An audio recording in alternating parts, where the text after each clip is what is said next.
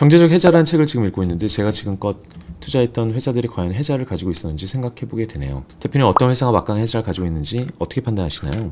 사업을 하다 보니 해자에 대한 생각을 정말 많이 해요. 해자라 하면은 특정 회사가 하고 있는데 다른 회사가 따라하기 굉장히 어려운 영역을 이야기하잖아요. 근데 그거는 정말 비즈니스의 영역에서, 사업 계획의 영역에서 들어가 보면은 내가 사업을 한다는 생각으로 좀 연구를 해보면은 되게 눈에 보이는 것들이 있어요. 아, 이거는 남들이 하기 힘들다, 남들이 확보하기 힘든 자원이다 라는 생각이 들 때가 있어요. 나중에 이제 개인의 투자에서도 좀 자기 자신의 해자라는 개념으로 설명을 드리고 싶긴 한데, 예전에는 지리적 위치, 규제, 인력, 브랜드를 굉장히 많이 탔었고, 그러니까 남들이 1위를 뒤집기 힘든 이유에 사람들의 인식이나 어떤 유통망, 그리고 노하우가 내부적으로 데이터로까지는 아니더라도 노하우가 얼마나 원리 원칙으로 잘 규정되어 있느냐, 그런 노하우들이 조직 깊숙이 뿌리박고 있느냐, 이런 것들이 해자였다라면, 지금은 이 대부분의 해자가 어떻게 나오냐면은 되게 흔히 듣는 얘기겠지만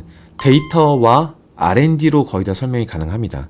요새 R&D를 많이 하고 있는 기업들이 뜰 수밖에 없는 이유가, 미래의 해자는 이 R&D, 특히 데이터 관련 R&D에서 나올 수밖에 없거든요. 그래서 얼마나 똑똑한 R&D를 하고 있고 정확한 영역에 자원을 투입하고 있느냐, 미래를 위한 자원을 투입하고 있느냐가 주요 해자를 만들어 가는데, 현재 해자가 없어 보이더라도 미래 예측의 영역이 굉장히 많이 작용을 하고 있는 것 같아요. 그죠? 사업을 하는 입장에서는 스타트업들이나 이제 데이터 회사들을 보면은 저건 되게 강력한 해자가 되겠다, 남들이 따라하기 힘들겠다라는 영역이 있고, 저거는 데이터나 뭐든 남들이 따라하기 쉽겠다. 근데 그 중에서 되게 쉽게 표현해 보자면은 그 회사가 직접 모으고 있는 데이터 라는 영역이 엄청난 해자가 돼요. 네이버 같은 경우를 보면 네이버 페이 등을 통해서 고객들이 돈을 어떻게 쓰고 있는지, 그리고 더 들어가면은 고객한테 어떤 추천을 했는데 안 받아들이고 어떤 추천은 받아들였는지, 그 사람이 어떤 만화를 보고 있는지, 뭐 어떤 걸 검색하고 있는지, 어떤 관련어를 보여줬을 때 클릭을 하고 안 하는지 등 막대한 데이터를 모으고 있는데, 그 정보는 다른 데 팔지도 않을 거예요. 그래서 다음 카카오나 뭐 구글한테 팔 가능성이 전혀 없죠. 팔더라도 아주 패키징해서 팔 것이고, 그런 데이터가 계속 쌓여가고 있다는 것은 그로 인해서 나중에 남들은 절대 만들 수 없는 알고리즘을 만들 수 있다는 얘기가 되겠죠. 근데 이거는 뭐 네이버뿐만이 아니라 모든 회사가 내부에서만 얻을 수 있는 데이터를 모으고 있느냐, 아니면 모을 법도 한데 전혀 축적을 안 하고 있느냐, 이런 것에서 결과적인 해자가 거의 다 발생할 것 같아요. 그런 거 좀 생각해 보시면 어떨지 싶습니다. 이 해자의 개념이 지금은 몇 년 후가 되면 이 해자가 좁아질 텐데, 지금 어떤 상황이냐면 대기업들이 자기들이 가지고 있는 데이터를 잘 안 모으고 있어요. 거의 DB화를 시키지 않고 있단 말이죠. 매일매일 만나는 고객에 대한 이야기들을 모으질 않고 있는 거예요. 예를 들어서 방문 판매를 하던 코웨이 같은 회사도 방문 판매를 해서 쌓인 고객에 대한 정보나 인사이트가 그 유통망에 방판 직원에게만 남아있고 쪽지로 남아있지, 그거를 DB화로까지 연결시키지 못했었어요. 근데 그런 게 이제 우리가 미래를 위해 찾아낼 수 있는 해자들이죠. 저거를 데이터를 애그리게이트를 해가지고 나중에 다른 데 활용할 수는 없을까? 이런 고민들을 통해서 그 회사의 한 4년, 5년 후의 가치가 어마어마하게 바뀔 수 있기 때문에, 가치는 구체적으로 고객을 세일즈하는 비용이 확 떨어진다거나, 아니면 추가적으로 붙일 수 있는 서비스가 생긴다거나, 이런 것들이 있겠죠. 그런 부분이 지금 대부분의 해자를 조성하고 있는 것 같아요. 너무 단순하게 얘기해서 어렵게 들릴 수도 있고, 아니면 와닿는 분들이 계실 수도 있어요. 개념화가 중요하다 보니까. 시장에서 한 주식 혹은 이제 섹터의 밸류에이션을 정할 때 어떻게 정하냐 하면요, 여기가 현재라고 해볼게요. 현재에 지금 어닝이 이렇게 있다고 해볼게요. 현재의 어닝이 있고요.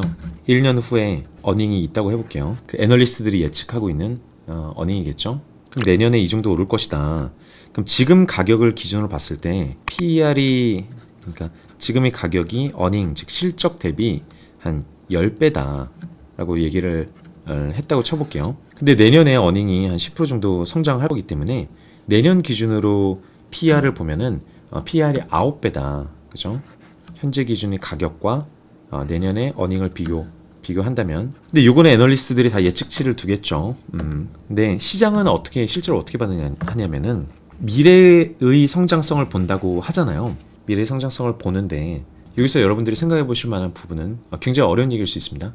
몇 년 앞에 성장성을 바라보고 있느냐. 소위 이제 재무학에서는 예전에 성장성이 되게 제한돼 있던 구간에서는 DCF다, Discounted Cash Flow다. 그래서 미래에 벌 수 있는 모든 성장성을 다 끌어와서 영구적으로 봤을 때 어떤 수치가 나올 수 있지 않겠느냐라는 관점을 봤어요. 즉 PER은 현재의 기준, 과거에 벌었던 것일 수도 있고 현재의 기준일 수도 있고 혹은 1년 후의 것을 땡겨온 미래의 PER일 수도 있는데 영구히 가는 것을 계산하려던 시도들이 있었죠.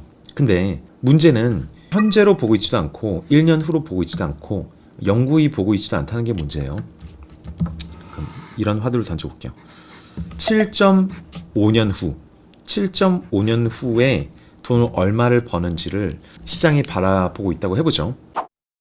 그럼 기업이 두 개가 있어요. 하나는 수익이 이렇게 발생할 거라고 예측을 하고 있고 다른 하나는 수익이 잘 나다가 7.5년 후에는 하락할 거라고 보고 있다고 해봐요.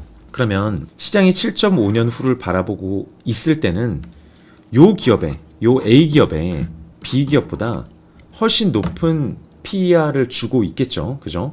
얘는 현재 PER 5배를 주고 얘는 현재 기준으로 PER을 50배 준다고 해볼게요. 지금 당장은 벌고 있는 게 똑같은데 미래에는 7.5년 후에는 한쪽이 훨씬 많이 벌 거라고 보고 있어요. 왜? 해자 때문에. 이만큼의 해자 때문에. 그죠? 해자 때문에 돈을 훨씬 더 많이 벌 수 있는 기업이라고 보고 있는데 그럼 여기서 두 가지 재미있는 부분이 발생합니다. 1번, 이 회사가 어떤 인수합병을 통해서나 어떤 기술 개발을 통해서 지금 당장 아니지만 10년 후에 더 오를 것이라고 봤어요. 이 정도 더 오를 수 있을 것이라고 봤다. 그러면은 지금의 가격은 얼마를 반영해야 되는가? 라는 질문을 하나 해볼 수 있고요. 두 번째, 더 재밌는 거는 시장이 7.5년을 보다가 야, 장이 너무 좋고 R&D 가치가 너무 세진 것 같다. 우리 다 같이 8년을 보자. 8년을 보자고 했으면은 이 실적 개선이라는 그 개별 기업의 기대치가 없을 때도 모든 기업들이 동시에 8년 후를 보게 되죠.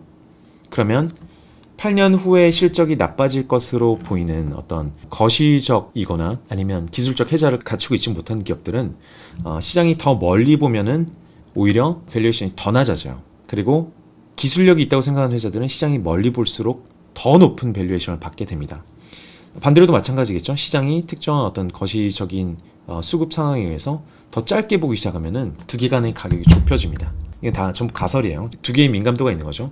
각 회사가 미래에 가질 어떤 가치의 상승분에 대한 민감도가 있는 거고 시장이 받아들이기를. 다른 하나는 시장 자체가 향후 이 섹터에서 이 시장에서 향후 몇 년 앞을 바라보고 있느냐에 대한 민감도를 통해서 서로 교차 분석을 해보면 각 종목과 그 피어 간의 어떤 시장이 움직일 때의 민감도 분석이란 가능해져요. 너무 어려운 얘기인가요? 제 방송 듣고 계신 분들은 어려운 얘기 너무 좋아하셔서 요 추이는 미래 추이는 아무도 정확히 알려주지 않아요. 애널리스트들도 다 찍는 거고 본인 회사의 CEO들도 모르는 거고 오히려 저희가 역산할 수 있는 거죠. 시장이 이렇게 짧아졌다 길어졌다 시기가 바뀌고 있는 순간에 이 민감도를 통해서 시장이 바라보고 있는 미래 예측치 재무제표를 우리가 오히려 유추를 할 수가 있어요. 특정 뉴스가 나왔을 때 움직이는 가격폭에 따라서 아주 정확하지는 않겠지만 시장이 느끼고 있는 예측치를 볼 수가 있다는 거죠. 민감도를 이론적으로 구할 수 있는 것 아니냐. 즉 시장이 빠질 때 시장이 다짜고짜 2% 빠지면 어떤 섹터 어떤 종목이 이론적으로 몇 프로 빠져야 되느냐를 예측해낼 수 있는 이론이라고 저는 생각해요.